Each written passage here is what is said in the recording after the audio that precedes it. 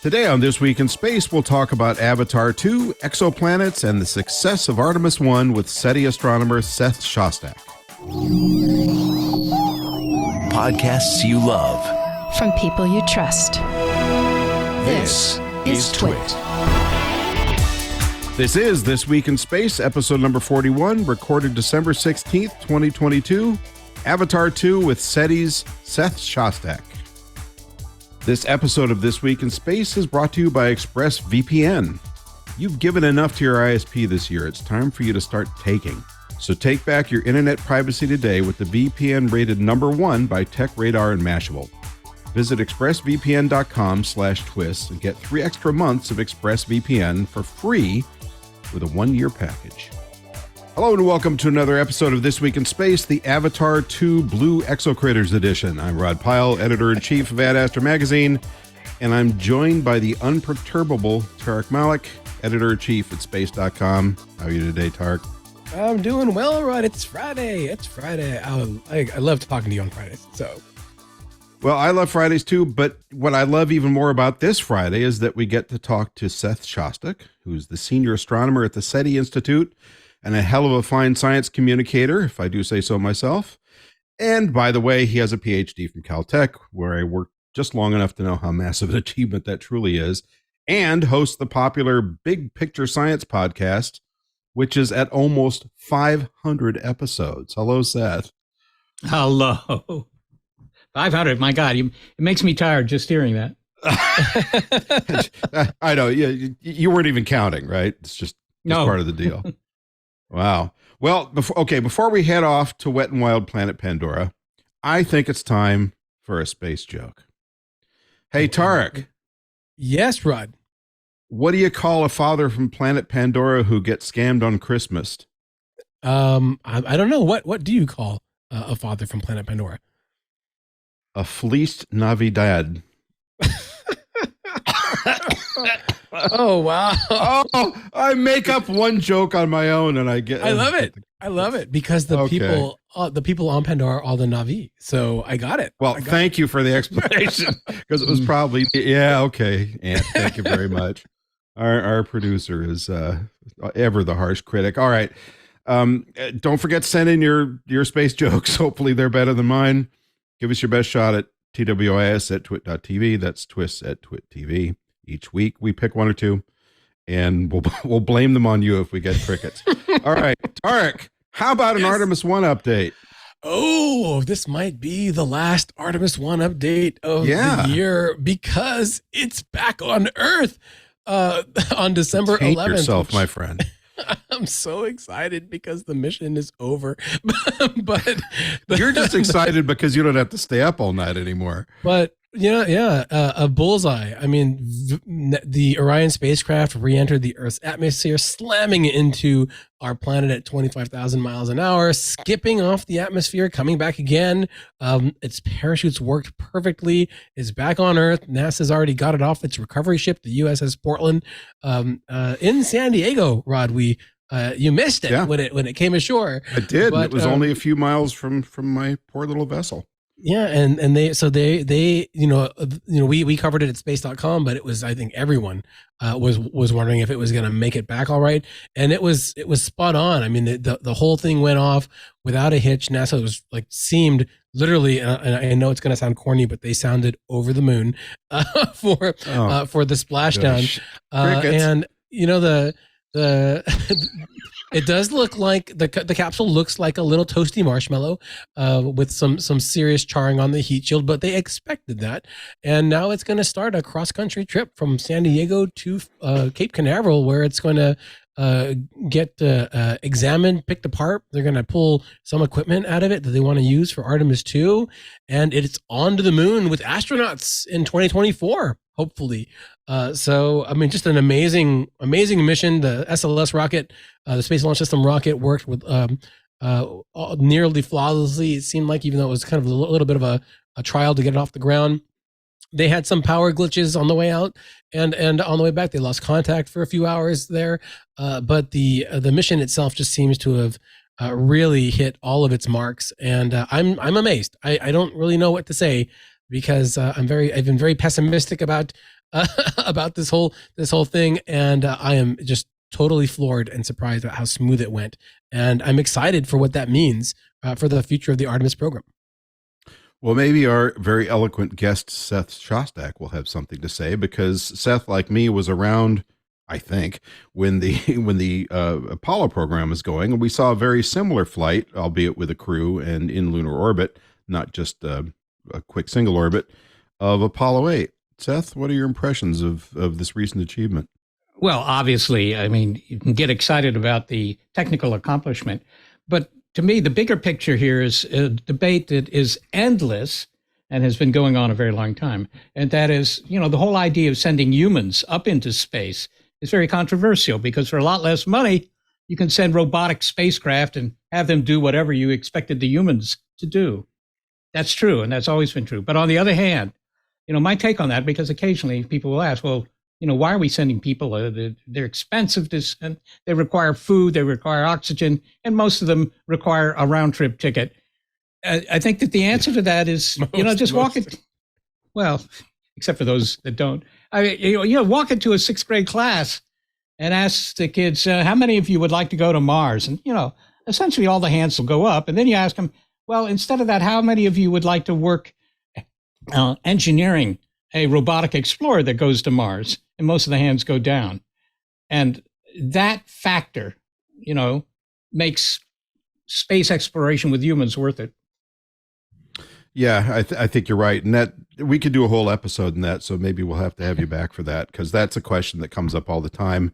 It does. I just wrote an article about that for Ad Astra, and more broadly about NASA's polling about NASA over the decades, and how amazingly consistent two things are. And whether it's Pew or Gallup or whichever poll you're looking at, two things that remain consistent are, A, NASA as a brand and an idea has always rated about 50%, with 10 point variance above or below since it was started. People have liked the idea of NASA, the idea of going to space. And consistent fact number B is that when you say, okay, now how about this specific thing? It could be moon, it could be space station. In this case, talk about the Artemis program, and pretty consistently the rating goes down to somewhere between 12 and 24%. So not the ratings we'd like to see, but I think we've got our work cut out for us as science communicators to continue selling this idea. Yeah, all right. It's one thing to get pictures of the Grand Canyon from a friend. It's something else to go there. Yeah. Or see it from orbit yourself. Tariq, tell us about the coolant on the ever vulnerable Soyuz spacecraft. Yeah. So from like the highest of highs, when it comes to human spaceflight this week, comes a bit of a.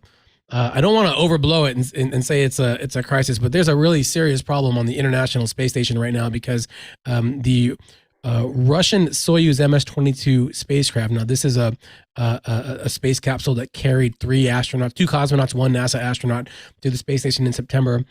Sprung a leak, a major coolant leak. It basically just went on for hours and hours and hours on Wednesday of this week as we're recording it.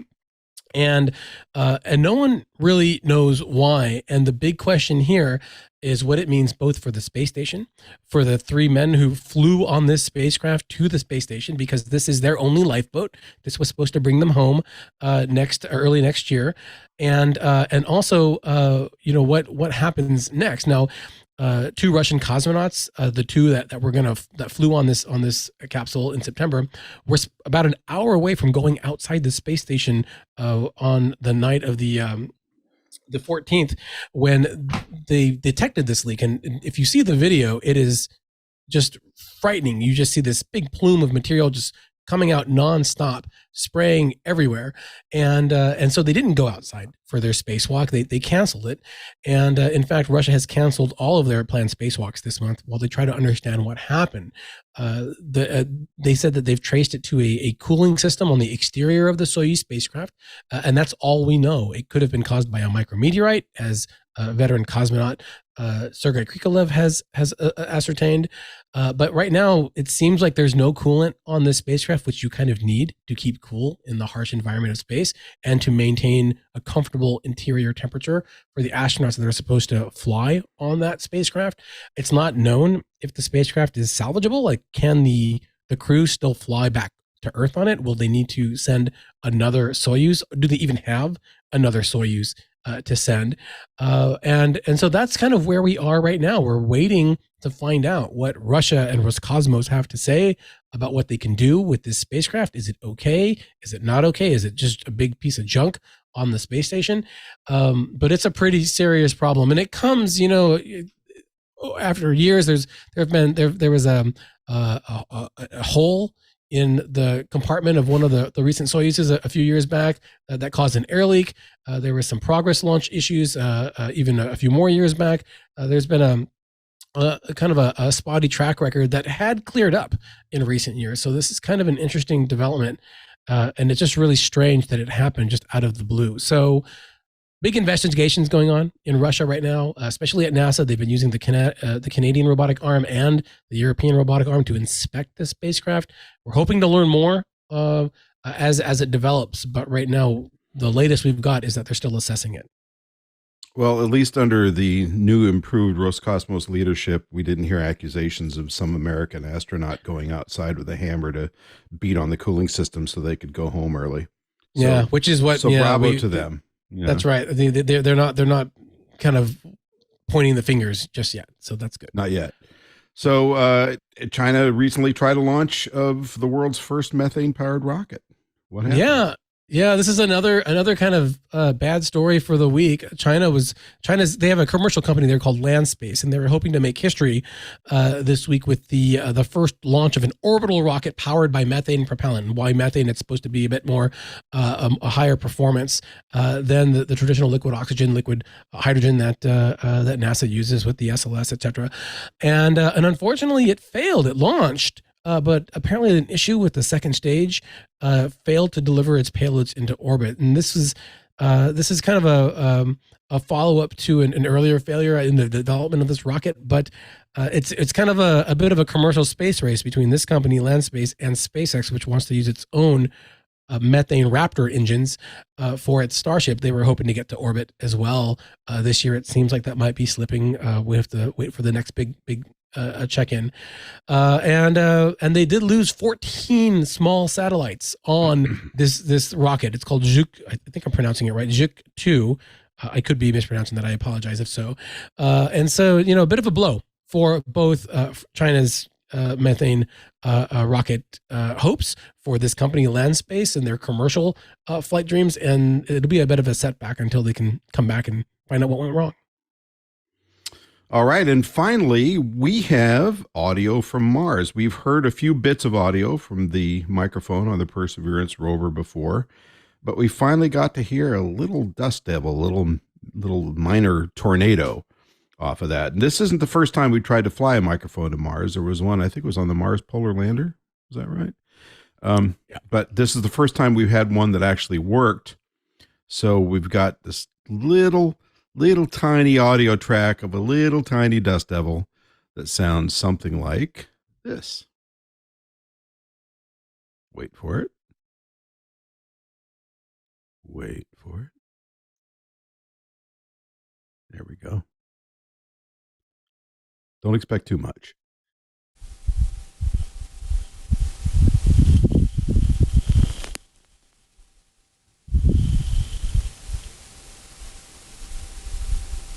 And there we have it.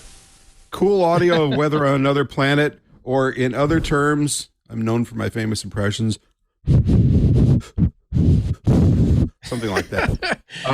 Anyway, it's still awesome. That came from the Jet Propulsion Laboratory, by the way. It's from JPL's Perseverance rover. It's incredible. Seth, what do you think of the significance of this, hearing audio from another world? Well, I don't know that there's a whole lot of science significance to it, but there's certainly some drama there. I mean, everybody has seen the photos of Mars. We've gotten photos of Mars for a long time now. And it, kind of looks like Arizona, really, but without the cacti and the gas stations. But to actually, have another sense, if you will, not just your visual sense, but in this case, hearing something. I think it's really neat. And I'm sorry that it's so short. Yeah, I think I'd have to say really neat too. There's probably a lot of other ways to encapsulate that thought, but that's really what it comes down to. It's just a cool thing to do. It's a brilliant public relations ploy on JPL's part. I imagine there's some science they can get out of it too. And they did on an earlier lander. It wasn't Phoenix. I think it was Insight. They managed to get some audio off of wind blowing across the chassis of the spacecraft by various means. But this is a microphone like we're using today, and that just makes it very cool to actually hear it. Well, yeah, and you have to keep in mind the atmosphere of Mars, is very, very thin. It's 100 times thinner than the atmosphere of Earth, let alone, containing anything you might want to breathe. It doesn't have that either.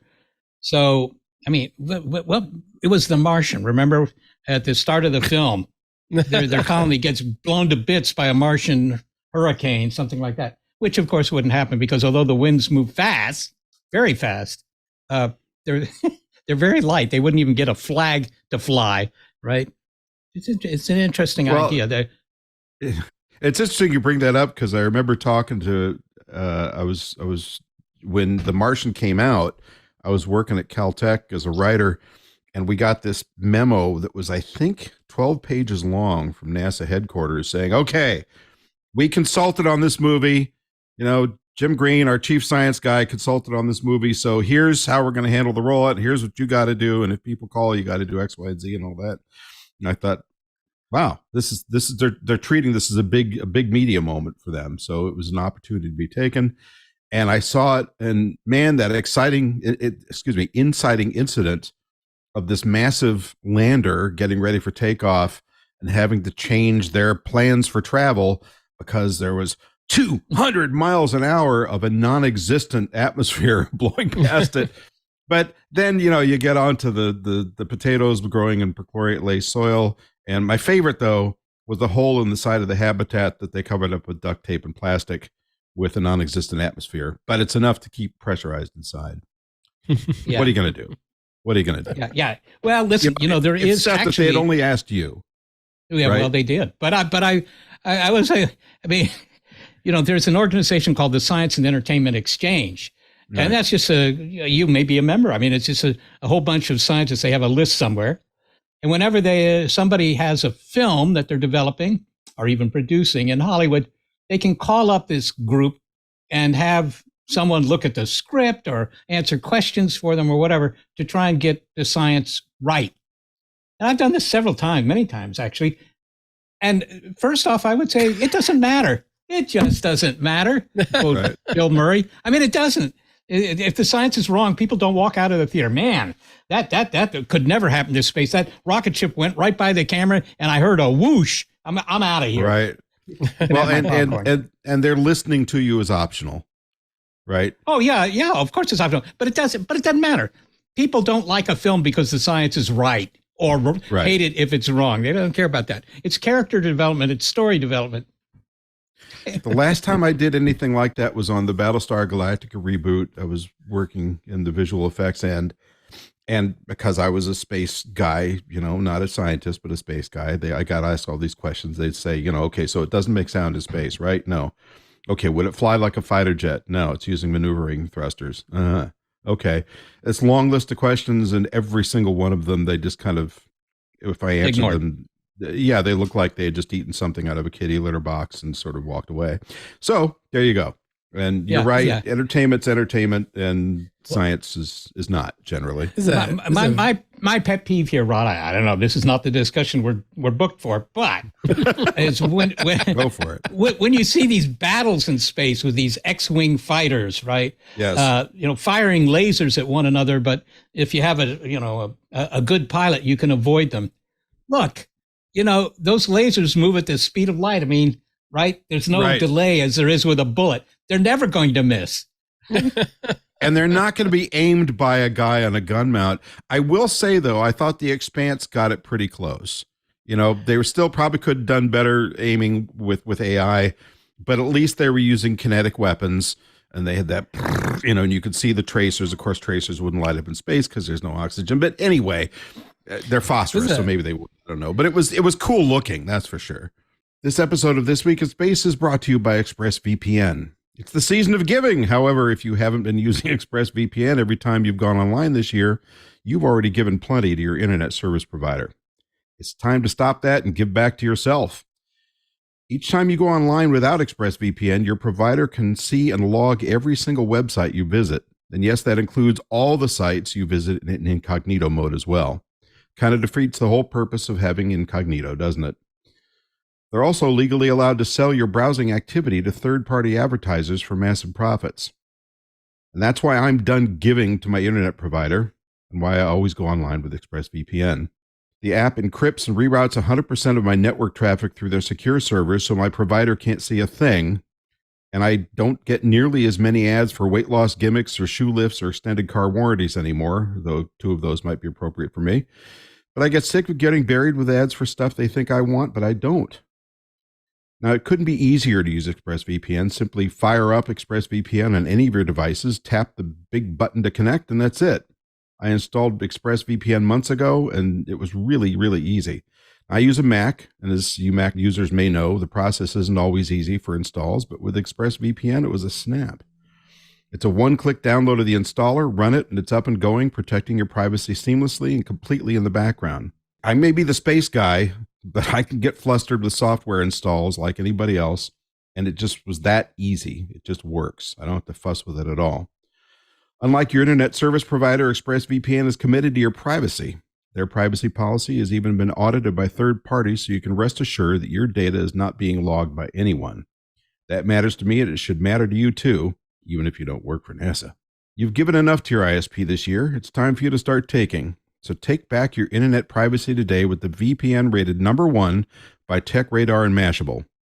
Visit expressvpn.com/twists and get 3 extra months of ExpressVPN for free with a 1-year package. That's expressvpn.com/TWIS, expressvpn.com/twist to learn more.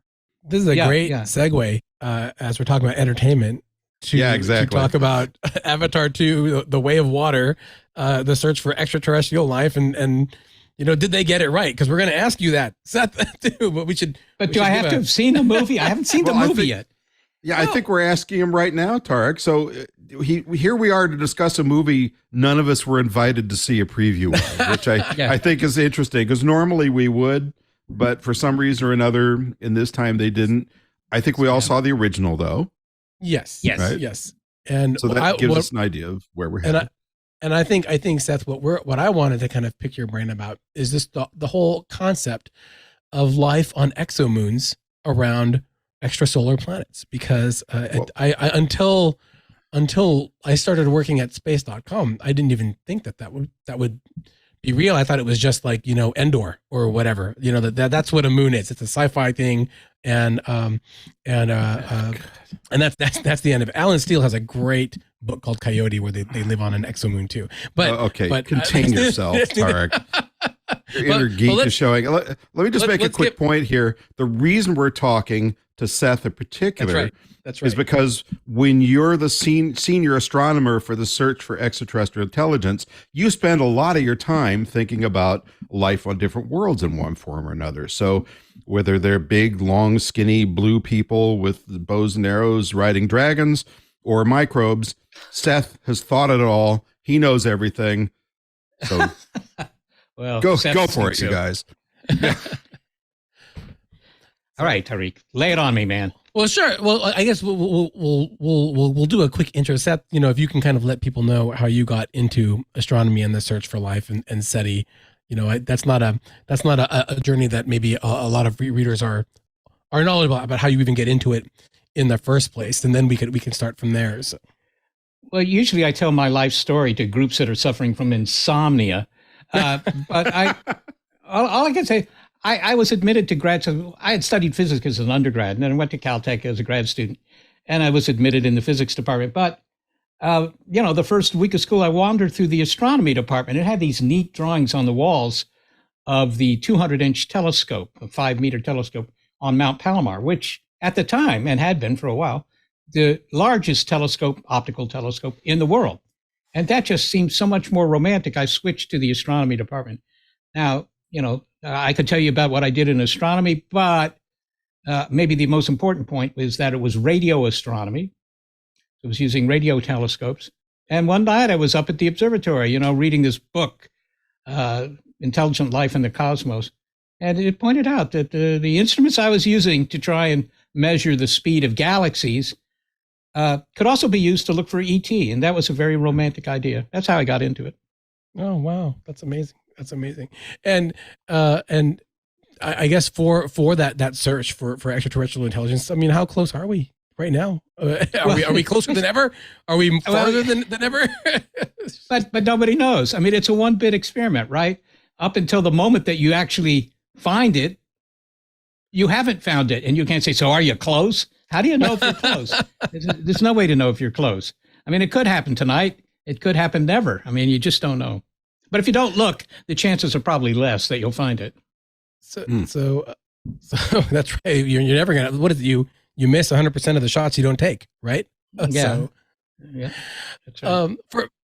For folks who don't know, just and Rod, I'll turn it to you next. The reason that we had called on Seth is because I found this article at forspace.com from SETI where you pontificated about the first Avatar film, Seth, and about the existence of this like lush paradise on an exomoon, a moon around a gas giant in the distance that took something like 5 years to get to for the people. And the plot, for folks who don't know of Avatar, that from 2009, which was a super successful film by James Cameron, is that there's this planet. It has a moon called Pandora. It's very lush. It's got oceans. It's got jungles.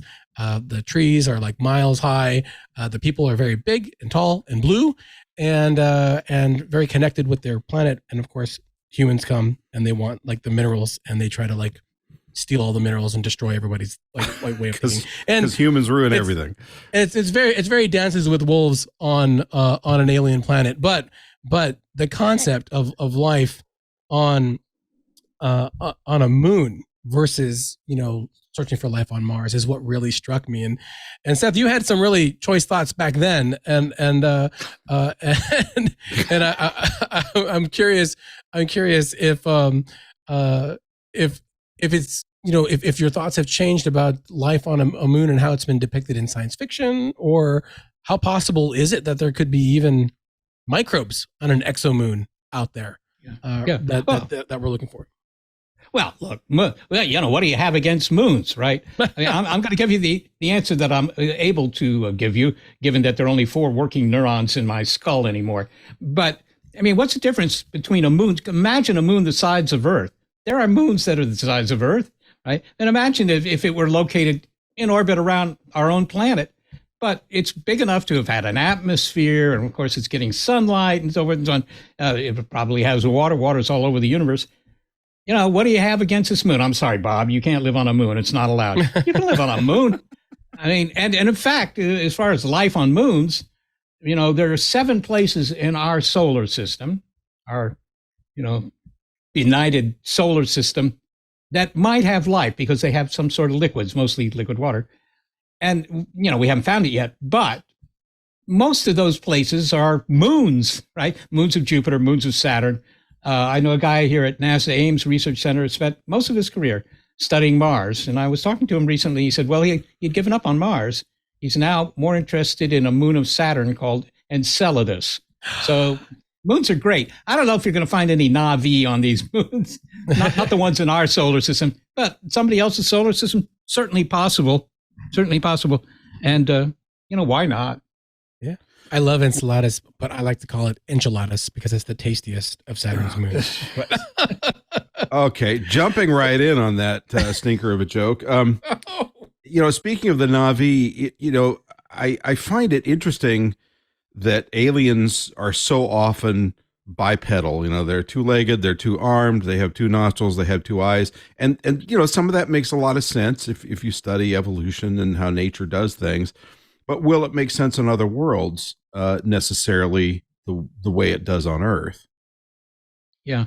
Well, people have thought about that. There are even books written about it. I mean, what will the aliens look like is fundamentally what you're asking. Will they have the kind of bilateral symmetry that we have, right? Nostril on each side, eyeballs on each side, ears, all that sort of stuff. Some of that is, as you say, just, the economy of evolution, right? We don't have to do much except to mirror what we've already done on one side, put it on the other side. But the real question is, would they look anything like us?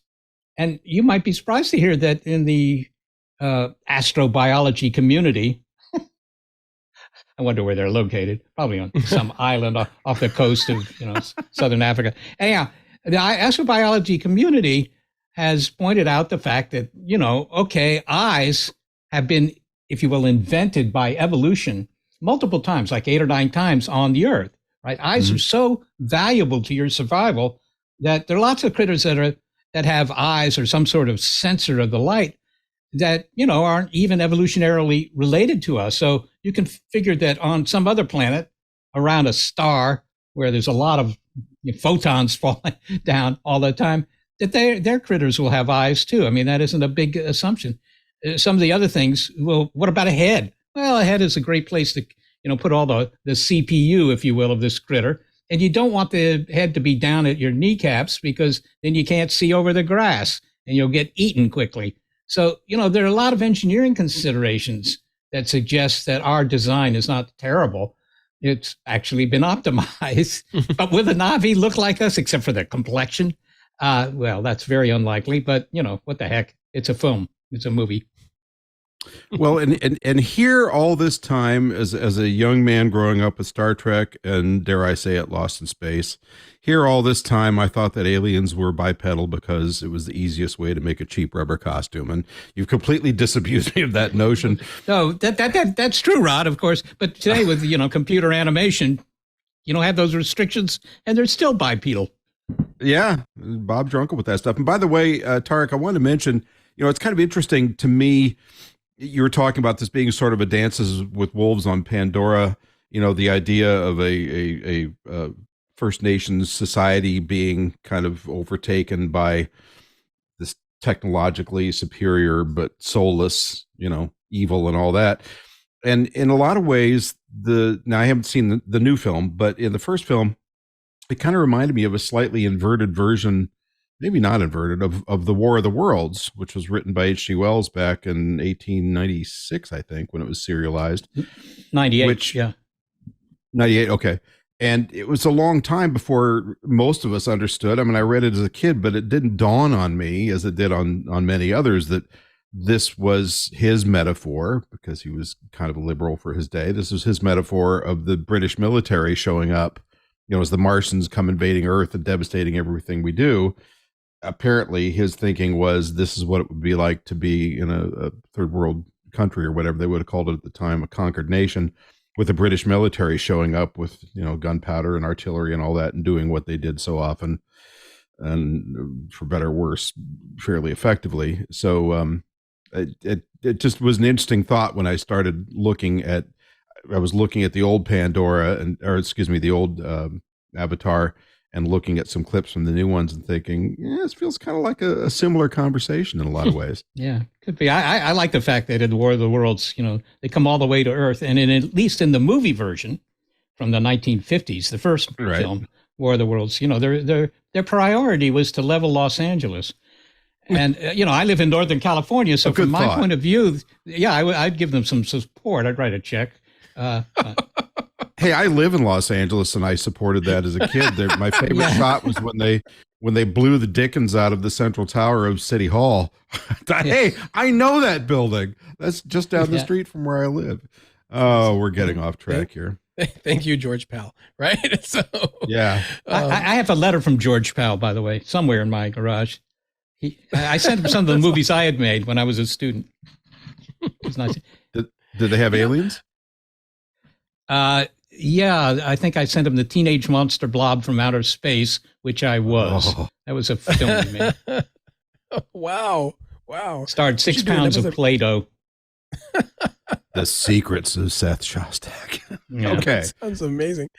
You mentioned, Seth, like Enceladus and Europa is another one of the moons, Enceladus. Enceladus with water, and of course there's frozen water beneath the surface of Mars that we know now, and the whole focus of this new Avatar film is called The Way of Water, and I'm wondering why this water has been like this ever present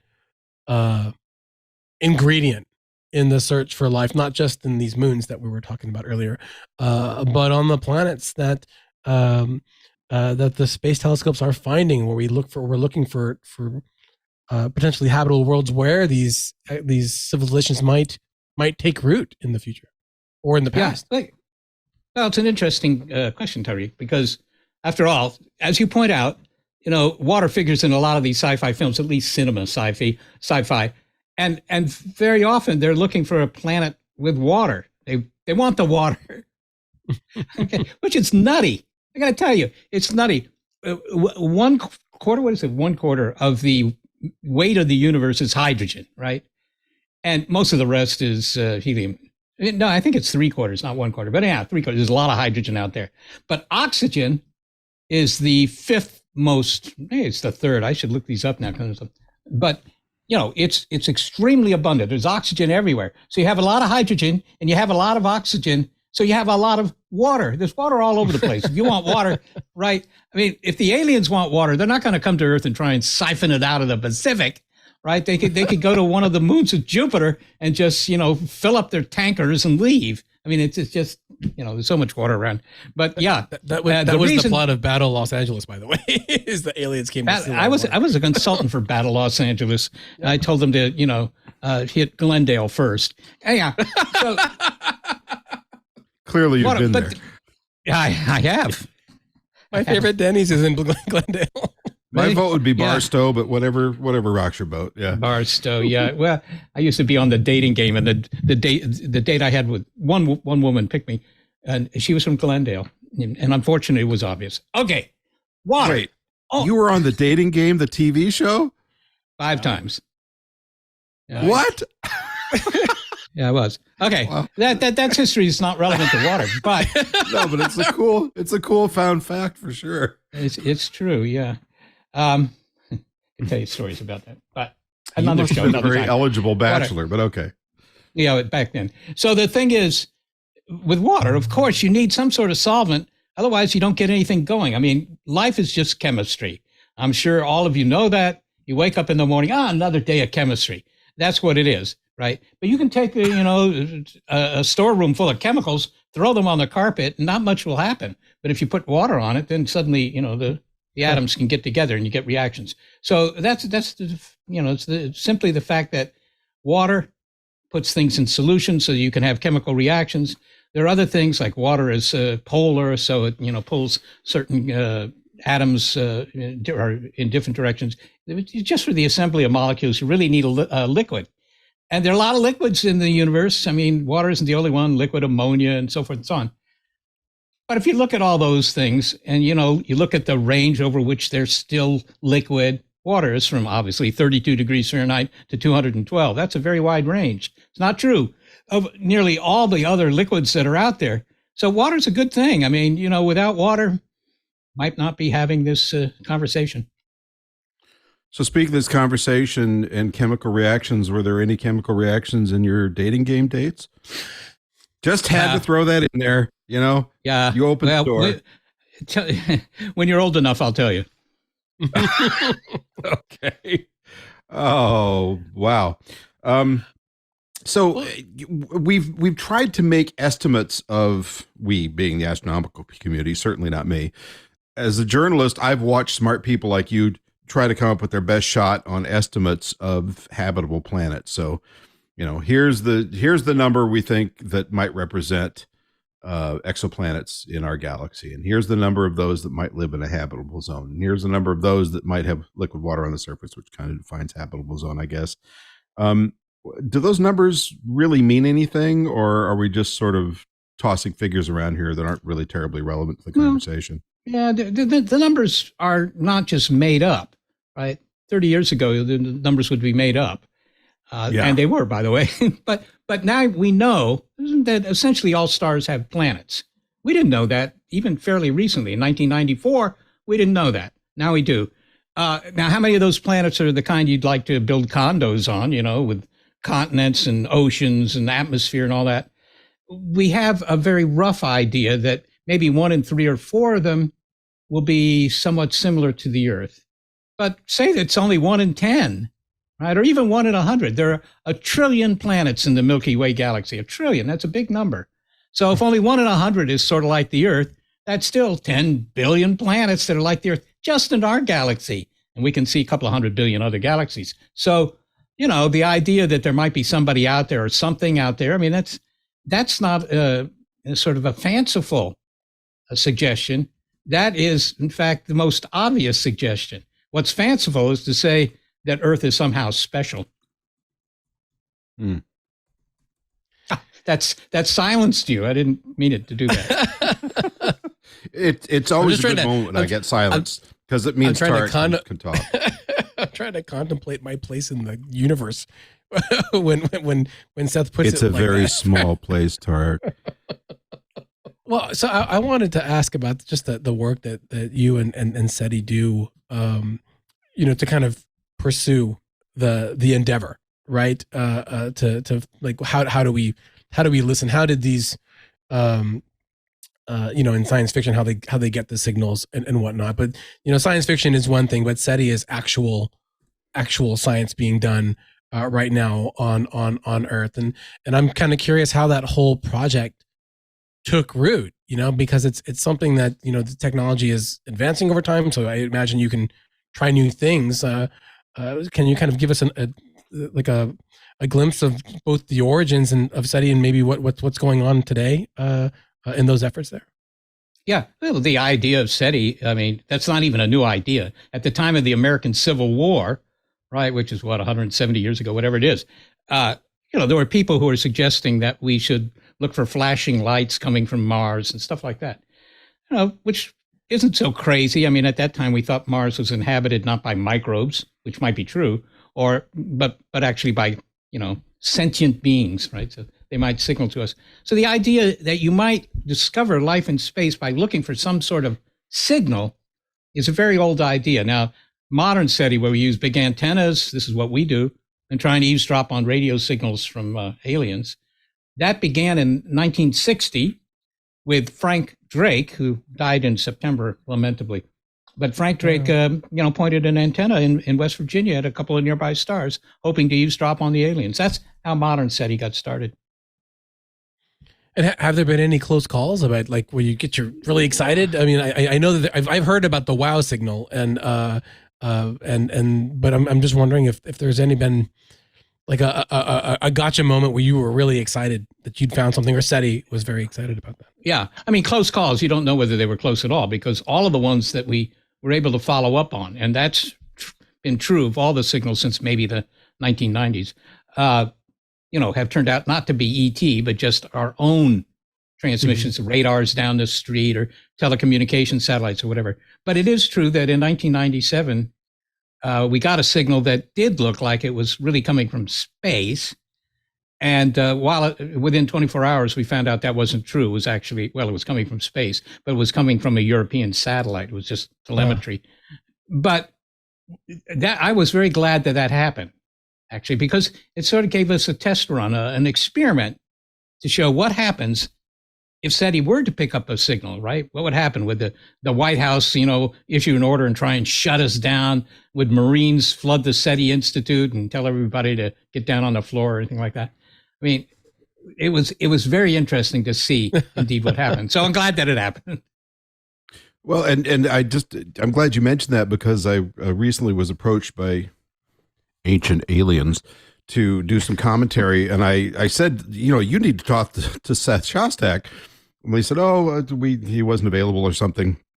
But of course, one of my first stops was an article you had written about the protocol that was set up. I forget, was it 20 years ago, roughly 20, 25 years ago? There have been several protocols. Discussion.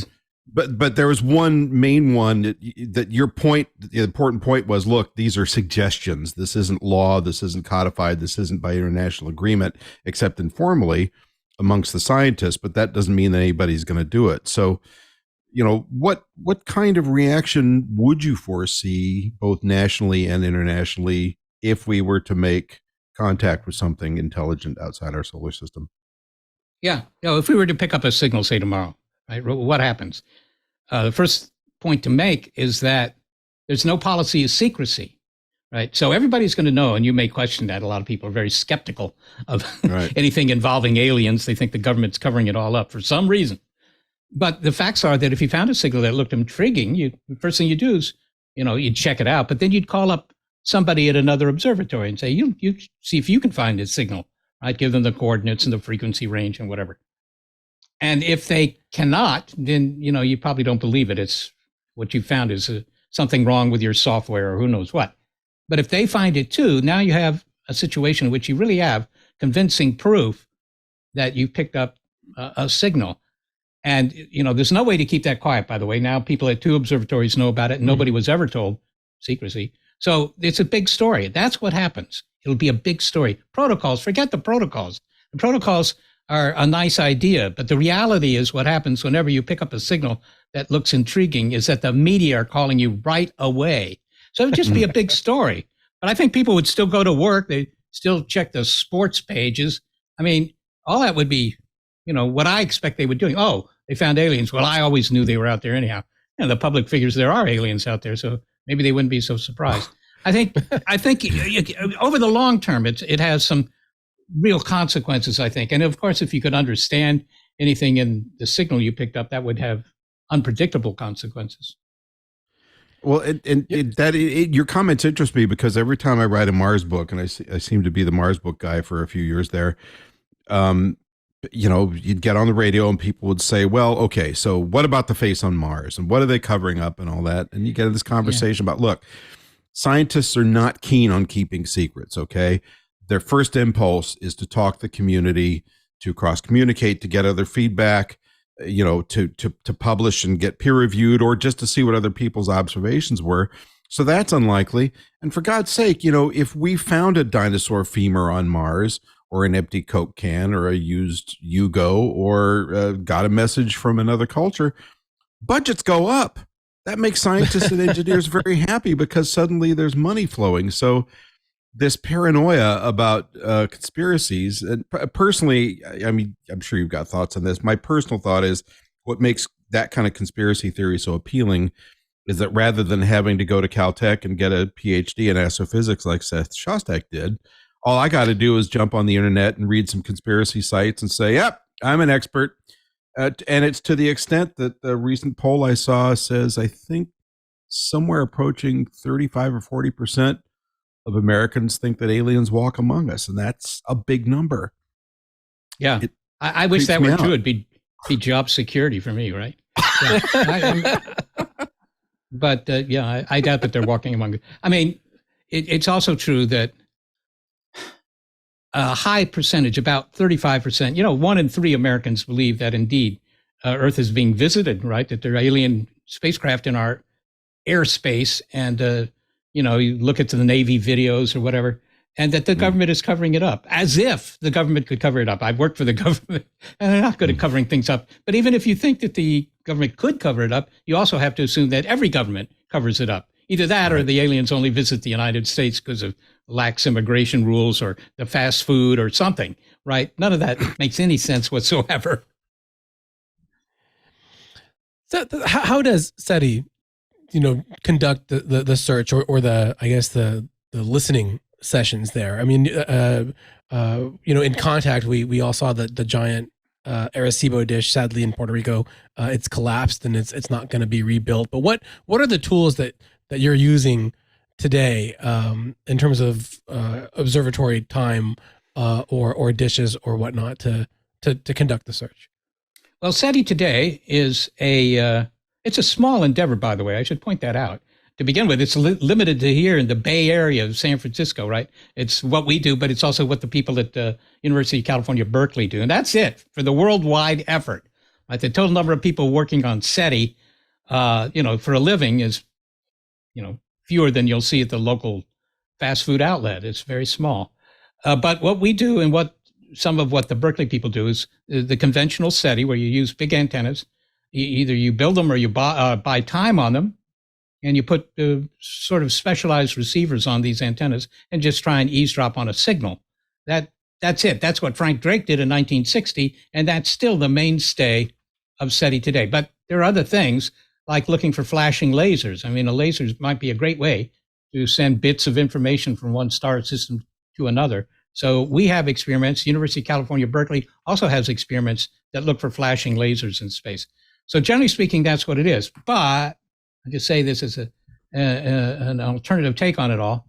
It could be that what we really ought to be doing is just ramping up the search for artifacts, just something that you can see in a telescope, right, that doesn't fit.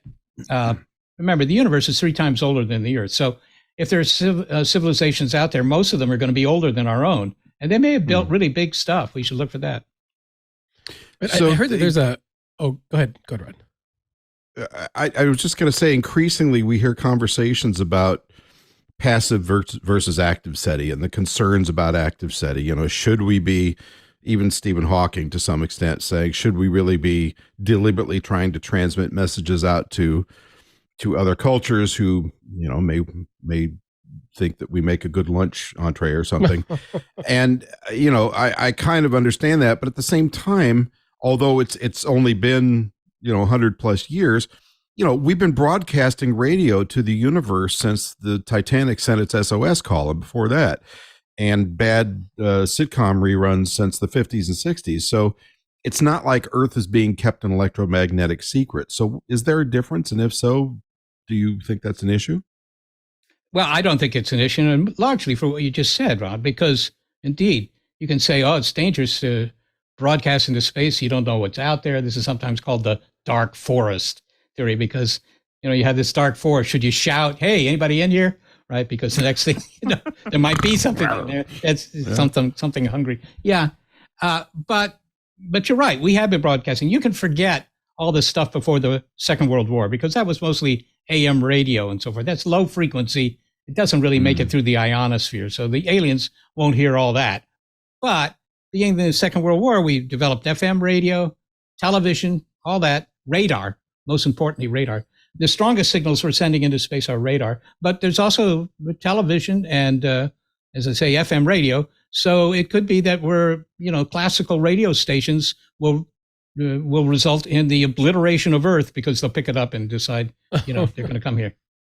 That's one way to look at it. But at least it won't be AM talk radio, so they'll have a better impression of us. Right. That's right. Mendelssohn over KFI. Okay, Tariq, you. Yeah, you mentioned Seth UC Berkeley and the SETI relationship there, and I had read about the Breakthrough Listen project at SETI, and I was kind of really curious. That seemed kind of like a new effort in recent years compared to like the legacy that's gone on. And I'm curious how that's changed the approach to try to continue the search and make it more relatable to the public at large. Yeah, well, Breakthrough Listen is one of several breakthrough programs. There's the Breakthrough Starshot, and there's there are a lot of breakthroughs, but those are all due to the generosity of a guy who lives about 20 minutes from where I'm sitting here in the hills, Yuri Milner. And he's a Russian investor who invested in, Facebook and, some of these tech startups. So he made a lot of money, and he's just interested in the questions that are asked by SETI, among other things. And he has made money available for Breakthrough Listen to the tune of $100 million over 10 years. So $10 million a year. Now, none of that has come to us. That's all gone to the group at Berkeley. But that's why Berkeley can be so active. It's not a technical breakthrough. It's a financial breakthrough. And so for 10 years, they've had funding to actually do the kind of experiments that everybody thinks we ought to do next. And that is, beef up the receivers, bigger antennas, and that sort of thing. Wow. Well, this has been a really fascinating discussion. And I guess my last question, Seth, is when are you going to go see the 3 hour and 15-minute epic Avatar 2?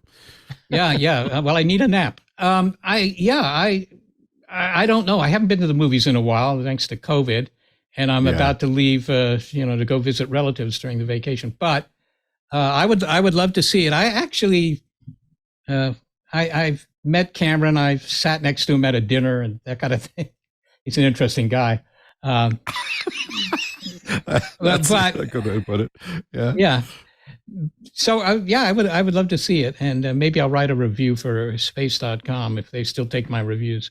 Oh yeah, we would welcome it. We would welcome it. I'd also like to know what you would say to ETs if you've already written that message that you really want to ask when we do make contact.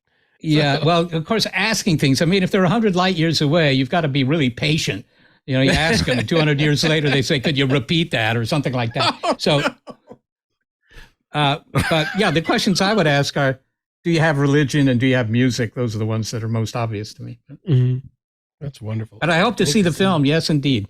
I think people with blue complexions, deserve a second look. Absolutely. Well, it's been a delight talking to you. I want to thank you for joining us. I know you're a very busy guy. And in terms of keeping up with your activities, is SethShostak.com the best place to do it? I doubt it. That site was made for me by somebody whom I can't even name, so I don't know. But, I mean, I won't discourage you. I don't think there's anything there that's, salacious or anything like that. But if you just go to the SETI Institute website, SETI.com, there's plenty of stuff there. Yeah. Okay, excellent. Tariq, where can people keep up with your action-packed life? Well, I am at space.com as always, and you can find me on the Twitters at Tariq J. Malik. And the J this week stands for just waiting for those aliens to call because I'm ready for my UFO ride. Okay. You can always find me at pylebooks.com or at astromagazine.com, Facebook, Twitter, and occasionally Instagram. Don't forget to drop us a line at twists@twit.tv. That's twists@twit.tv. We welcome your comments, suggestions, ideas, and jokes. Still asking for the jokes. And we answer every email we get. Be sure to join us next week for our holiday special with Apollo H. Jerry Griffin and a discussion of NORAD's Santa Tracker. New episodes published every Friday on your favorite podcatcher, so make sure to subscribe and tell your friends and give us reviews. Reviews are so important. We live and die by reviews. 5 stars or a thumbs up or 5 jingle bells will do it. And you can always head to our website at twit.tv/TWIS. And don't forget, you can get all the great programming on the TWiT network ad-free on Club TWiT, as well as some extras that are only available there for just $7 per month. And no blue Navi check marks required. You can also follow the TWiT Tech Podcast Network at TWiT on Twitter and on Facebook and twit.tv on Instagram. We'll see you next time. Thanks, everybody. The world is changing rapidly. So rapidly, in fact, that it's hard to keep up. That's why Micah Sargent and I, Jason Howell, talk with the people making and breaking the tech news on Tech News Weekly every Thursday. They know these stories better than anyone, so why not get them to talk about it in their own words? Subscribe to Tech News Weekly, and you won't miss a beat every Thursday at twit.tv.